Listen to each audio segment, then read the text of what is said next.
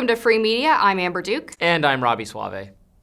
Well, in a report released early Tuesday, Special Counsel Jack Smith declared there was enough evidence to convict Trump for trying to overturn the 2020 election, but his 2024 win blocked that prosecution, citing constitutional limits on indicting a sitting president.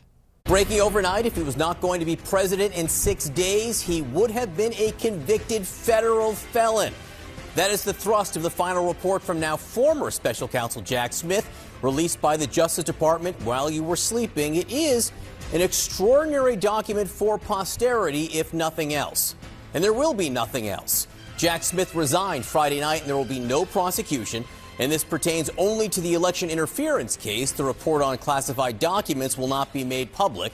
But even the New York Times admitted Smith's report was kind of a nothing-burger, stating while there had been some speculation that Mr. Smith's report would provide new details about several unindicted co-conspirators described in the indictment, like Jeffrey Clark, a former Justice Department official, and Rudolph W. Giuliani, Mr. Trump's personal lawyer, the report turned out to say little new about them. And indeed, Robby, a lot of this report is basically copy and pasted from the indictment. Yes. A couple of things real quick about the media response. I mean, even in that CNN read that John Berman did, he says that the importance of the report is for posterity, not because it actually adds anything new to the conversation. Yeah. And who is Jack Smith to make the determination that Trump would be convicted? The defense never had an opportunity to respond to any of the claims. There was never a jury that was impaneled to talk about this.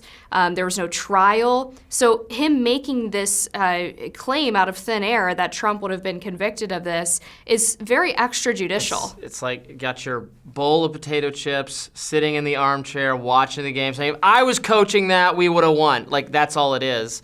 He can say that, and it's true that law enforcement has a lot of tools at their disposal to bring cases, to overcharge, to ensnare you on procedural crimes that you've perhaps committed in trying to demonstrate your innocence in objecting to what they're doing to you, like perjury, like obstruction of justice. No jury, as you said, got to examine this. So he's innocent until proven guilty. He is innocent because they didn't go to trial. And the American people had the opportunity to reflect upon this and not vote for Donald Trump based on it. He was impeached for his behavior on January 6th. There was a trial held as prescribed by our Constitution, and he was acquitted.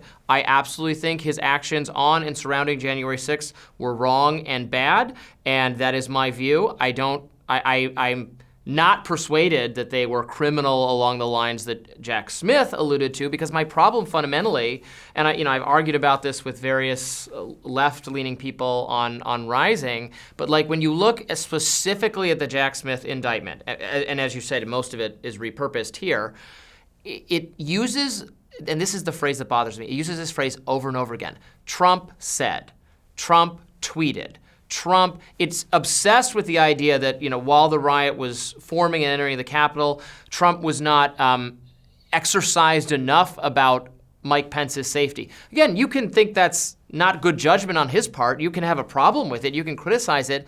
But how does that rise to the level of criminal behavior that he didn't tweet in Mike's defense? This is speech. This is getting to really fundamental speech stuff. That's my discomfort with it. That was Justin Amash, a libertarian-leaning former Republican member of Congress, who is no fan of Trump at all, had the same reaction that, this is way too many. Well, he tweeted something bad.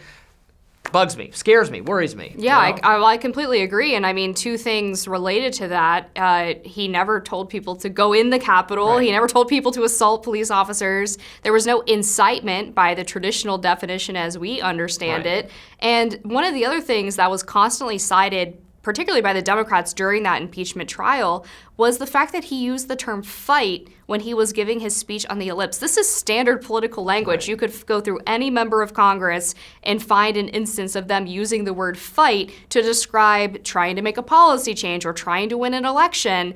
And they've completely ripped that term out of its context and away from its proper definition and using it to mean fight police officers, break down the gates around the Capitol, etc. None of it actually dealing with anything in fact. Right, that is what so worried me about this. And again, it's not an endorsement of his behavior on and around that day. The American people had the opportunity to weigh that. The Supreme Court had the opportunity to weigh from a legal perspective the degree to which he is culpable for actions while he was president. And the Senate had the option to weigh the gravity of his behavior from a moral perspective, right? That's the wording in the Constitution. Crimes, actions befitting the office, right? Because it's not a criminal matter. It's what prescribes if you get to remain the president. We did that, and you don't have to like it, but Trump is still standing and is in fact the president. Is in fact more popular with the Republican Party and with a lot of Americans than he was the first time around. He won the popular vote this time. He didn't win that the last time. He won it this time. So at what point do you say, okay, I'm sorry, you had your shot. This was not persuasive. And amazingly, his approval rating is ticking up to its highest level ever since he became a politician. Yeah. All right, we'll have more free media right after this. Stick around.